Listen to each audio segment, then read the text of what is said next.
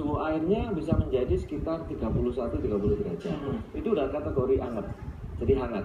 Kalau untuk tumbuhan pertanaman itu kurang bagus, kurang ideal. Sehingga di kebun kami itu kita memang sudah siapkan salah satu contoh supaya temperatur air itu turun, kita siapkan AC di situ atau chiller di dalam tandonnya. Supaya dari suhu 30 itu bisa turun 26 derajat. Kemudian karena klimatnya Surabaya panas, itu kita juga harus siapkan payungnya. Dimana nanti kalau musim kemarau, kita tarik itu shadingnya atau paranetnya, sehingga paparan matahari itu berkurang sesuai dengan yang diinginkan. Betul. Nah, kemudian pada saat musim hujan, agar supaya tidak terganggu oleh bakteri-bakteri yang terkandung di dalam air hujan yang cenderung asamnya tinggi, itu kita udah nyiapkan namanya greenhouse, di mana atapnya dengan plastik UV, plastik ultraviolet, sehingga matahari penetrasinya masih masuk, tetapi air hujan itu tidak kena di permukaan daunnya. Jadi semua kondisi-kondisi seperti itu Mbak kita terapkan di kebun kami di kota, karena memang kalau kita tidak menyamakan atau mendekati iklim di kota seperti yang di pegunungan asal-usul dia, itu nanti tanamannya tidak cantik seperti ini. Nanti kalau panas ya kepanasan tidak hijau royo-royo gini, tetapi kekuningan. Kuning seperti itu ya. Karena hijau daunnya udah melewati limitnya sehingga dia jadi kuning. Begitu juga kalau musim hujan itu bisa lubang-lubang, karena sifat asam air hujan ini kalau sudah kena di daun terlalu lama itu bisa menjadi mata kodok sehingga lubang-lubang. Seperti itu. Jadi sebenarnya memang hasilnya bisa sama seperti yang di tempat asalnya, tapi ada trik-trik khususnya seperti misalkan seperti itu juga ya. Dirawat, dikasih shading agar tidak terkena matahari langsung. Kemudian juga nanti ada banyak sekali faktor-faktornya. Tapi Mbak Novi, sebenarnya apa saja sih yang bisa ditanam sama hidroponik ini? Ini ada tomat. Bagaimana namanya sama tomat itu?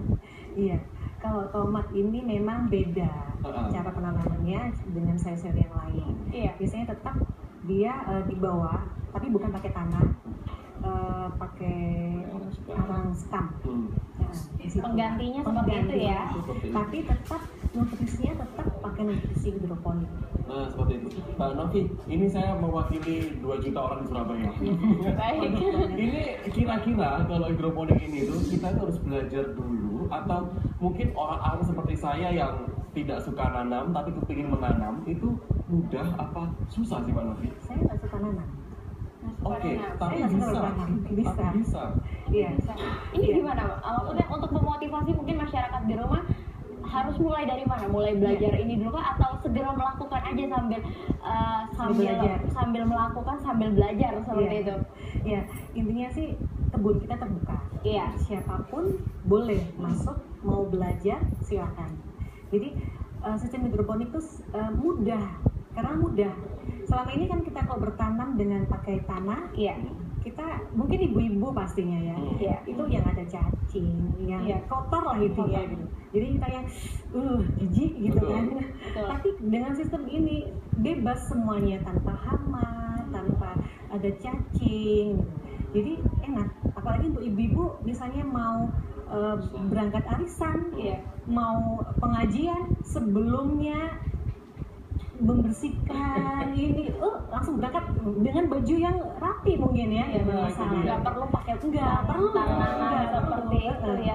Baik, luar biasa sekali mungkin pemikiran yang disampaikan sama Mbak Novi. Tapi Mas Penta, pertanyaannya saya di sini, sudahkah Mas Penta mencoba menularkan pemikiran yang luar biasa ini kepada orang-orang di luar sana? Misalkan sudah melakukan pelatihan atau seperti seminar misalkan, membantu. Iya, jadi alhamdulillah karena mungkin itu barokahnya. Jadi dari awal kebun kami itu memang kita buka pintunya lebar-lebar. Semua orang boleh masuk. Mau tukang becak, profesor, rektor, semua boleh masuk.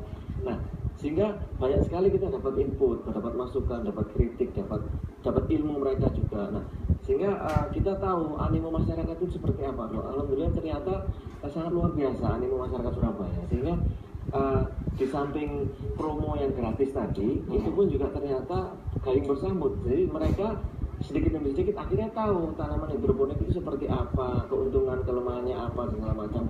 Sehingga malah demand-nya semakin naik karena semakin banyak orang mencari tanaman hidroponik atau hasil sayur hidroponik. Sehingga waktu itu hanya dengan satu kebun kita kurang, karena demand selalu lebih tinggi daripada pasokan. Sehingga kita buka lagi kebun lagi satu, masih kurang, buka lagi kebun ketiga, masih kurang. Jadi seperti itu terus, Pak. Jadi memang permintaan itu bertambah terus ya, Mas. Permintaan bertambah terus, terutama nanti kalau pas musim-musim tertentu seperti musim hujan, para petani itu kan gagal panen.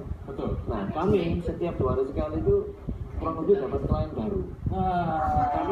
Karena memang sudah bisa ditebak, pasti bapak butuh sayur kan, karena supaya bapak yang di sini dan di sana nggak panen kan gitu. Nah, sedangkan kalau hidroponik seperti saya bilang tadi, memang investasinya mahal, tapi memang kita udah siapin senjata untuk supaya bisa panen sepanjang tahun. Nah, itu dia. Berarti di sini adalah gagal panennya Anda, itu senyumnya kita. Baik, tapi sejauh ini Mas Penta pernah belum mengalami gagal panen seperti itu? Pernah. Hidroponik itu bisa gagal panen Bisa gagal panen juga. Bisa.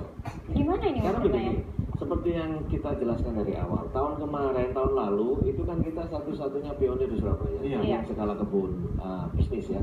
Sehingga kita kalau mau sharing-sharing, misalnya ada apa namanya tanda-tanda tanaman kepanasan apa segala macam, kita kan sharingnya dengan teman-teman yang di luar kota atau luar pulau. Nah, saran-saran dari mereka itu belum tentu bisa menjadi jawaban dari apa yang kita alami di Surabaya.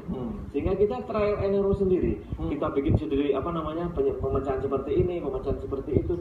Nah, hal seperti itu yang kita rangkum semua, kita catat semua untuk perbaikan di kebun-kebun kami yang baru gitu. Nah, jadi kegagalan musim, perubahan cuaca dan segala macam itu yang tahun lalu kita alami dan tidak kembali terjadi di tahun ini dan seterusnya, itu kita antisipasi. Nah, jadi problem solvingnya sudah ditentukan dari awal. Jadi problem solving itu memang penting sekali ya, Aulia. Iya, betul ya. Tapi nanti kita akan bukan kita, tapi akan saya akan ajak Mas Penta untuk menuju ke ini nih. Ini ada 3 tingkat dari hidroponik itu. Nanti akan saya tanyakan kepada Mas Penta sebenarnya apa saja sih maksud dari hidroponik. Ini juga ada ini nih macam-macam, ada salad, ada mie, ada buah-buahan juga seperti itu ya. Tetaplah bersama kami dalam update CSGO TV. Kami akan segera kembali.